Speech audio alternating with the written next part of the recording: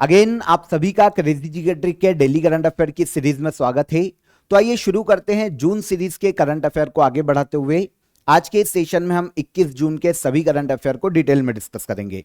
बहुत ही interesting session है, बहुत ही इंपॉर्टेंट वीडियो है, इसलिए सेशन में एंड तक बने रहिए। पसंद आए तो लाइक और शेयर कर दीजिएगा। 21 जून के करंट अफेयर को यहां पर हम आज के सेशन में पढ़ेंगे। तो आपको पता होना चाहिए कि 21 जून को किस डे के रूप में ऑब्जर्व किया जाता है। तो 21 जून को हर साल मनाया जाता है इंटरनेशनल योगा डे। इंपॉर्टेंट इसलिए भी है क्योंकि इंडिया के ही प्रस्ताव पर यूनाइटेड नेशन ने 2015 में पहली बार 21 जून को इंटरनेशनल योगा डे मनाया था। तो बहुत इंटरेस्टिंग फैक्ट था, आपको पता होना चाहिए क्योंकि एग्जाम में यह क्वेश्चन पूछा जाता है। आइए पूरी सीरीज को शुरू करते हैं, सारे करंट अफेयर डिस्कस करते हैं एक एक करके 21 जून के। लेकिन सबसे पहले आज का क्वेश्चन ऑफ द डे, जिनका आंसर करना है आपको कमेंट बॉक्स में। दुनिया की पहली लकड़ी से बनी सैटेलाइट लिग्नोसैट किस देश ने निर्मित की है? सेकेंड क्वेश्चन, विश्व तंबाकू निषेध दिवस कब मनाया जाता है? और थर्ड क्वेश्चन, हाल ही में किस संस्था द्वारा प्रवाह पोर्टल लॉन्च किया गया? तीनों ही क्वेश्चन इंपॉर्टेंट है, कमेंट में आंसर कीजिएगा। पीडीएफ आपको क्रेजी जी के ट्रिक के टेलीग्राम चैनल पर मिल जाएगी, डेली करंट अफेयर की फ्री ऑफ कॉस्ट है, तो वहां से आप इसे कलेक्ट कर सकते हैं। आइए आज के करंट अफेयर का सबसे पहला क्वेश्चन और सबसे इंपॉर्टेंट क्वेश्चन क्या है? एनर्जी ट्रांजिशन इंडेक्स 2024 में भारत की रैंक क्या है? देखिए, एनर्जी ट्रांजिशन इंडेक्स की बात करें तो पहले यह समझते हैं कि यह इंडेक्स क्या है, सूचकांक क्या है। तो देखिए, कोई भी देश परंपरागत जो ऊर्जा स्रोत हैं उससे शिफ्ट होकर रिन्यूएबल एनर्जी की तरफ कितना स्पीड में जा रहा है, कितना स्पीड में रिन्यूएबल एनर्जी सोर्सेस को वो अडॉप्ट कर रहा है, इस आधार पर एनर्जी ट्रांजिशन इंडेक्स तैयार किया जाता है हर साल। 2024 में ये जो इंडेक्स आया है एनर्जी ट्रांजिशन के मामले में भारत को रैंक दी गई है 63वीं रैंक। अब आपके दिमाग में आएगा सर पहले तो यह बता दीजिए कि इंडेक्स जारी कौन करता है? तो इस इंडेक्स को हर साल जारी करता है world economic forum. Very important, note कीजिएगा, वर्ल्ड इकोनॉमिक फोरम हर साल एनर्जी ट्रांजिशन इंडेक्स को तैयार करता है। 2024 के इस इंडेक्स में एनर्जी ट्रांजिशन के आधार पर अलग अलग देशों को रैंक दी गई है। एनर्जी ट्रांजिशन मैंने आपको अभी समझाया कि भैया जो परंपरागत ऊर्जा स्रोत है जैसे कोयला, तेल, गैस, इनका यूज करते हुए अभी तक किए जा रहे थे, अब कितनी स्पीड में अलग अलग देश रिन्यूएबल एनर्जी जैसे विंड एनर्जी, सोलर एनर्जी या फिर बायो एनर्जी, इसकी तरफ ट्रांसफर हो रहे हैं और इन एनर्जी सोर्सेस को अपना रहे। तो इस आधार पर इस इंडेक्स को तैयार किया जाता है ट्रांजिशन के आधार पर। ओके, तो 2024 का ये जो इंडेक्स है 120 देशों को रैंक दी गई है। वर्ल्ड इकोनॉमिक फोरम इसे जारी करता है। पहले स्थान पर इस इंडेक्स में स्वीडन, यूरोप का देश है, सेकंड डेनमार्क और थर्ड पर है फिनलैंड, तीनों ही यूरोपीय देश। भारत की रैंक है 63। लास्ट ईयर 2023 में जब यह इंडेक्स आया था तब भारत को 67th रैंक दी गई थी। मतलब देखिए, कहीं ना कहीं भारत की रैंक में सुधार हुआ है, मतलब हम रिन्यूएबल एनर्जी की ओर बहुत ही स्पीड से जा रहे हैं। आखिरी रैंक पर कौन? तो 120वीं रैंक पर है कांगो गणराज्य, अफ्रीका का देश है। ओके, भारत के बारे में कुछ और इंपॉर्टेंट की पॉइंट भी यहां पर हाईलाइट किए गए हैं। जैसे 2024 में भारत को 63वां स्थान दिया गया है। लास्ट ईयर 67वें स्थान पर था इंडिया, मतलब 4 रैंक का भारत का सुधार हुआ है। इसके अलावा भारत में स्वच्छ ऊर्जा अवसंरचना, मतलब जो क्लीन एनर्जी इंफ्रास्ट्रक्चर है, उसमें बहुत ही अच्छी डेवलपमेंट देखने को मिला है पिछले 1 साल में। इसके अलावा रिन्यूएबल एनर्जी और बायोमास में 42% विद्युत उत्पादन क्षमता है इंडिया में, जो कि वर्ल्ड में रिन्यूएबल एनर्जी का चौथा सबसे बड़ा मार्केट इंडिया में डेवलप करती है। तो ये कुछ की पॉइंट्स हैं, लेकिन यहां पर हमको केवल रैंक में हमारा काम हो जाएगा। तो 2024 के एनर्जी ट्रांजिशन इंडेक्स में भारत की कौन सी रैंक है? तो 63। लास्ट ईयर कौन सी थी? 67। ओके, कितने देशों में? 120 देशों में। क्लियर? आगे बढ़ने से पहले आप सभी को आज का offer of the day they देता हूं। देखिए, लास्ट डे मैंने आपको एक अपडेट दिया था, आप सभी को पता है लोको पायलट की वैकेंसीज काफी सारी बढ़ गई है, 3 गुना हो चुकी है। तो जिन्होंने भी फॉर्म फिल किए हैं, काफी स्टूडेंट के कमेंट आ रहे थे कि सर रेलवे के टारगेट बैच के लिए आप ऑफर ऑफ द डे लाइए, तो आप सभी के लिए देखिए आज रेलवे के टारगेट बैच का ही ऑफर ऑफ द डे है, जहां पर काफी नॉमिनल चार्जेस में आपको रेलवे का टारगेट बैच अवेलेबल है। लोको पायलट की एग्जाम के अलावा रेलवे की 2024 में जितनी भी एग्जाम्स लाइनअप है, उन सभी में आपको इस सिंगल कोर्स से काम हो जाएगा। ओके, तो जम लगाकर तैयारी कीजिए। जिन्होंने ज्वाइन नहीं किया है उनके पास एक और मौका है इस कोर्स को ज्वाइन करने का। लिंक आपको नीचे डिस्क्रिप्शन में दी गई है, उस लिंक पर क्लिक करके आप डायरेक्ट रेलवे के टारगेट बैच को अवेल कर सकते हैं। ओके, सेकेंड क्वेश्चन जिसकी हमने शुरुआत में बात की थी, 21 जून 2024 को विश्व योग दिवस का कौन सा संस्करण आयोजित किया गया? तो मैंने आपको बताया था कि भैया 2014 में यूनाइटेड नेशन ने घोषणा कर दी थी और पहली बार इस डे को मनाया गया था 2015 में 21 जून को। इस साल 2024 में यह 10वां संस्करण है इंटरनेशनल डे ऑफ योगा या वर्ल्ड योगा डे का। ओके, तो 21 जून को 10वां अंतर्राष्ट्रीय योग दिवस मनाया जा रहा है।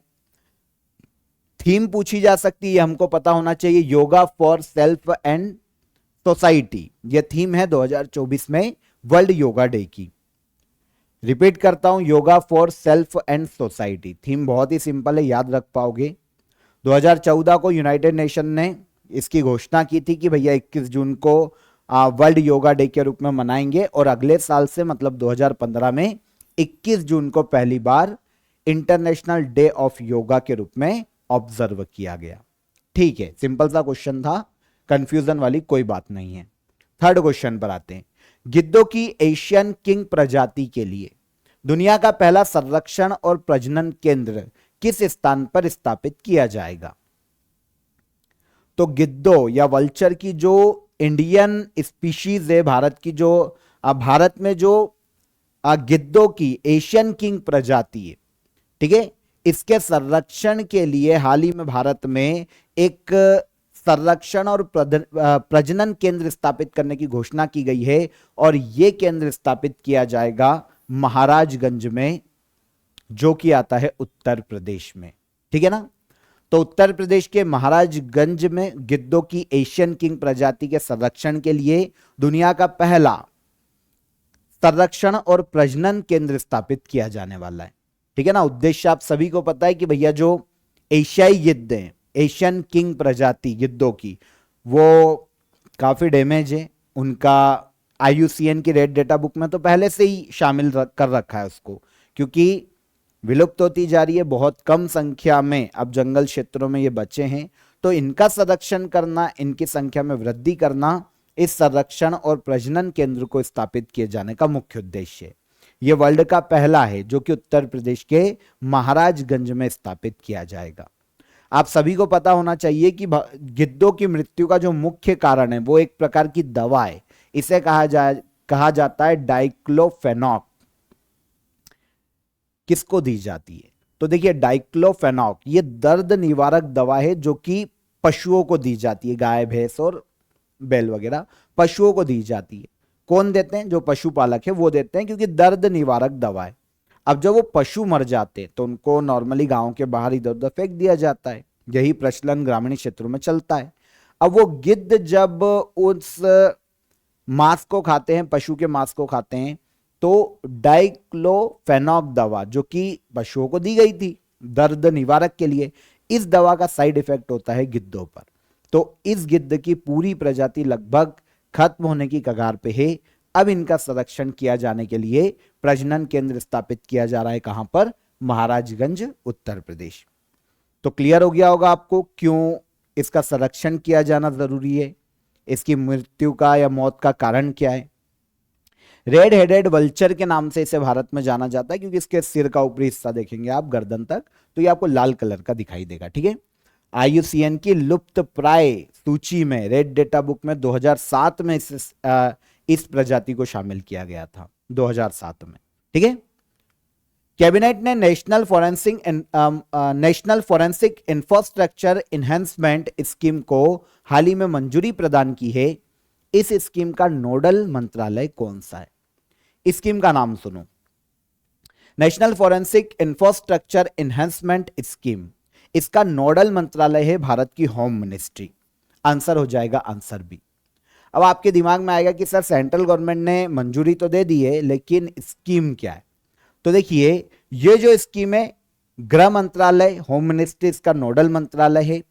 19 जून को सेंट्रल कैबिनेट ने इस स्कीम को मंजूरी दी और इसके लिए 2254 करोड़ ऑलमोस्ट 2254 करोड़ रुपए मंजूर किए 5 साल के लिए, 2024-25 से लेकर 28-29 तक। इस योजना पर 2254 करोड़ रुपए, ऑलमोस्ट बोला है, मतलब यहां पर पॉइंट के आगे का डेटा देख लेना, ऑलमोस्ट 2254 करोड़ रुपए खर्च किए जाएंगे। और इस योजना के तहत पूरे भारत में फॉरेंसिक कॉम्प्लेक्स बनाए जाएंगे। इसके अलावा अलग अलग लेबोरेटरीज बनाई जाएगी और जो बेसिक स्ट्रक्चर है इनका, उनको डेवलप किया जाएगा। फॉरेंसिक के क्षेत्र में यह काम होने वाला है।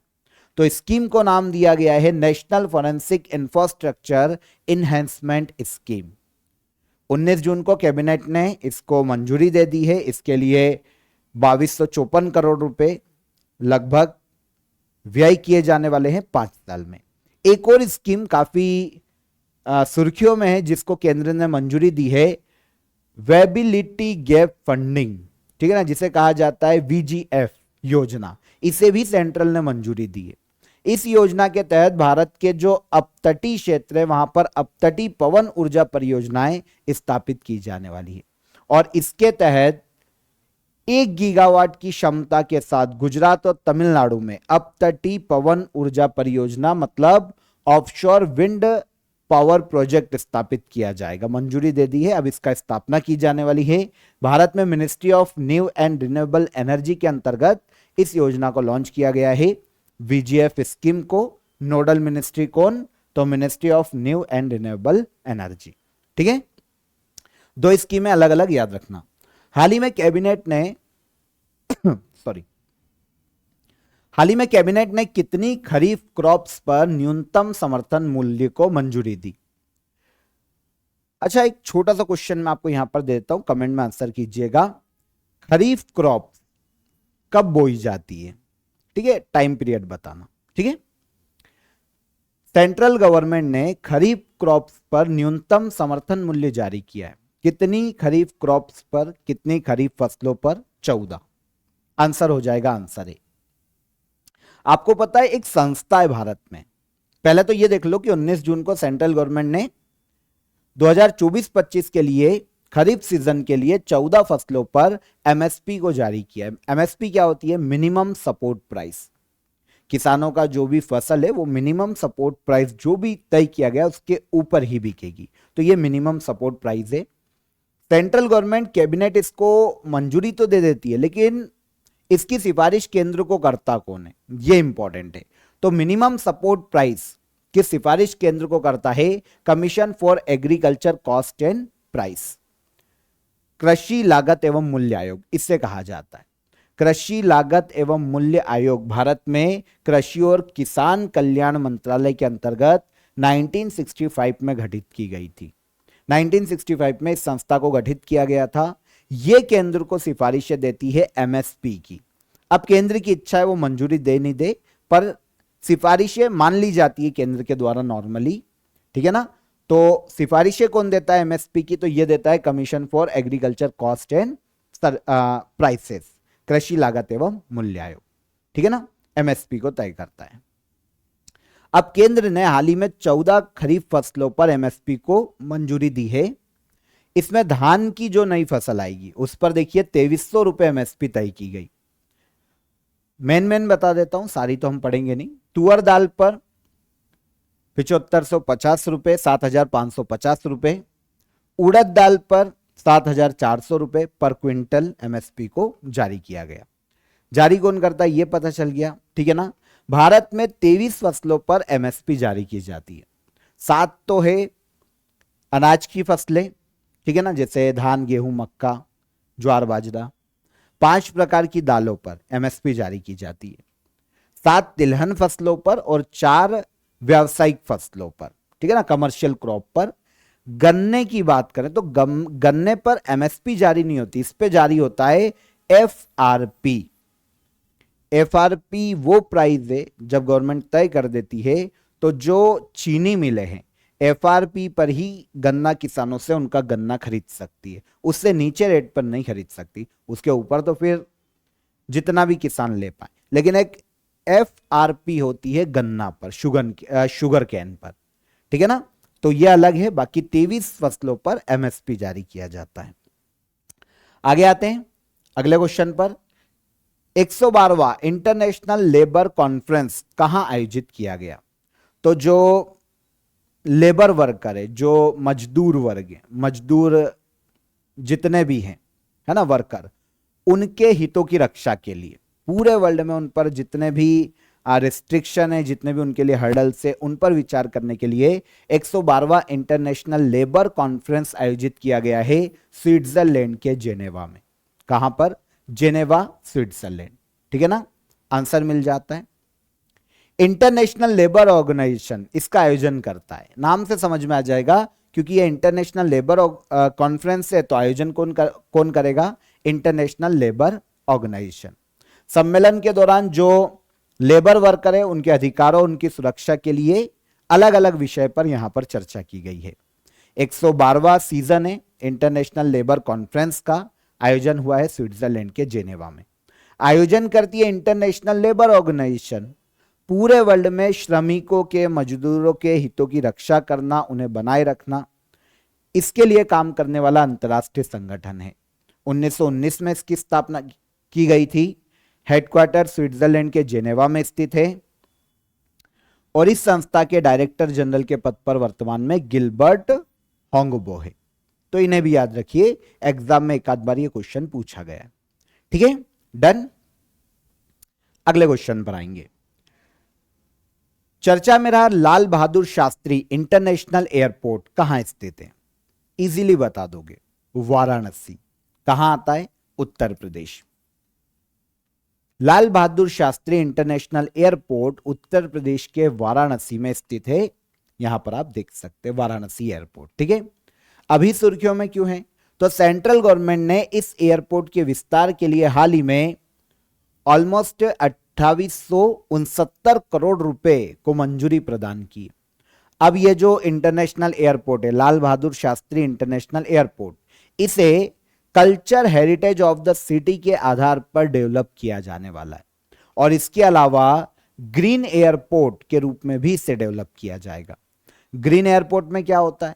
नॉर्मली वो जो कि जहां पर कार्बन उत्सर्जन पूरा लेस हो, है ना, और इसके अलावा जो प्राकृतिक प्रकाश है, जैसे नेचुरल डे लाइट है, उसका यूज किया जाएगा। सोलर पैनल या विंड एनर्जी से संचालित होगी लाइटिंग। तो इस तरीके से वाटर रिसाइकलिंग की व्यवस्था होगी। तो ये एक ग्रीन एयरपोर्ट के इंडिकेशन होते हैं। तो लाल बहादुर शास्त्री इंटरनेशनल एयरपोर्ट के लिए सेंट्रल गवर्नमेंट ने 2869 करोड़ रुपए ऑलमोस्ट, ठीक है ना, पॉइंट के आगे का डेटा देख लेना, तो 2869 करोड़ और 65 लाख रुपए, ठीक है ना, हाल ही में मंजूरी प्रदान की है। अब पूरे लाल बहादुर शास्त्री इंटरनेशनल एयरपोर्ट का कायाकल्प किया जाएगा एक हेरिटेज सिटी के रूप में। पहली चीज, इसे ध्यान में रखते हुए, कल्चरल हेरिटेज को ध्यान में रखते हुए इसे डेवलप किया जाएगा और ग्रीन एयरपोर्ट बनाया जाएगा। लाल बहादुर शास्त्री इंटरनेशनल एयरपोर्ट कहां पर? वाराणसी, उत्तर प्रदेश। आगे आ जाइए। हाल ही में प्रधानमंत्री नरेंद्र मोदी ने नालंदा यूनिवर्सिटी के नए परिसर का इनॉग्रेशन किया। नालंदा यूनिवर्सिटी की स्थापना इतिहास में किसने की थी? तो नालंदा यूनिवर्सिटी, इतिहास में नालंदा यूनिवर्सिटी की स्थापना का श्रेय गुप्ता डायनेस्टी, गुप्त वंश के शासक को दिया जाता है और उनका नाम है कुमार गुप्त। 5वीं शताब्दी में ऑलमोस्ट 425 ईस्वी से लेकर 470 ईस्वी के बीच में नालंदा यूनिवर्सिटी को बनवाया था कुमार गुप्त ने, गुप्त वंश के शासक थे। ओके, आगे चलकर 13वीं शताब्दी के आसपास बख्तियार खिलजी ने इस यूनिवर्सिटी को तोड़ दिया था। कहा जाता है कि 90 लाख से ज्यादा अभिलेख पुस्तकें इसके लाइब्रेरी में थी और जब बख्तियार खिलजी ने आज जलाया था नालंदा यूनिवर्सिटी को, तो 3 महीने तक नालंदा यूनिवर्सिटी जलती रही थी। कुछ स्कॉलर ऐसा भी मानते कि 3 महीने तक नालंदा यूनिवर्सिटी का जो लाइब्रेरी है वो जलती रही थी, इतनी सारी बुक्स थी, 90 लाख से ज्यादा। तो नालंदा यूनिवर्सिटी के नए परिसर का अपनी पुरानी पहचान प्राप्त कर सके नालंदा यूनिवर्सिटी, इसीलिए इसे डेवलप किया गया नया परिसर कुछ दूरी पर, क्योंकि एक जो ध्वस्त खंडर है वो ऐतिहासिक धरोहर है, उससे उससे कुछ ही दूरी पर एक नई यूनिवर्सिटी बनाई गई है नालंदा यूनिवर्सिटी, जिसका हाल ही में भारत के पीएम नरेंद्र मोदी ने इनॉग्रेशन किया। ठीक है, तो यहां पर आप देख सकते हैं और डिटेल आपको यहीं पता चल गई, तो कुछ ज्यादा बचता नहीं है इसके बाद। नालंदा यूनिवर्सिटी के लिए 2010 में नालंदा यूनिवर्सिटी अधिनियम लाया गया था ताकि इसे डेवलप किया जा सके, और उसके बाद अधिनियम के बाद इस पर धीरे धीरे काम शुरू हुआ और अब फाइनली इसका इनॉग्रेशन हुआ है। ठीक है, नालंदा में स्थित है राजगीर नालंदा, कुमार गुप्त वंश के शासक है, इन्होंने डेवलप किया। ठीक है, 1193 में ऑलमोस्ट 12वीं-13वीं शताब्दी मान लो, तुर्की शासक कुतुबुद्दीन ऐबक के सेनापति थे बख्तियार खिलजी। बख्तियार खिलजी ने तोड़वाया था या नष्ट किया था इस यूनिवर्सिटी को। ठीक है ना, आगे आते हैं। यूनेस्को ने 15 जुलाई 2016 को नालंदा यूनिवर्सिटी के पुरातात्विक अवशेषों को वर्ल्ड हेरिटेज साइट के रूप में मान्यता दी थी। वर्ल्ड हेरिटेज विश्व धरोहर स्थल 2016 में यूनेस्को ने मान्यता दी थी। 5G इंटेलिजेंट विलेज इनिशिएटिव किस मंत्रालय द्वारा पेश किया गया? 5G इंटेलिजेंट विलेज इनिशिएटिव, इसे पेश किया गया है हाल ही में भारत के सूचना और सूचना प्रौद्योगिकी मंत्रालय के द्वारा, मतलब ministry of communication and information technology. क्या है दिमाग में आएगा? तो देखिए, भारत की जो सूचना और सूचना और सूचना प्रौद्योगिकी नहीं, संचार और सूचना प्रौद्योगिकी, यहां गलत लिखा है क्या? सही है, संचार और सूचना प्रौद्योगिकी मंत्रालय।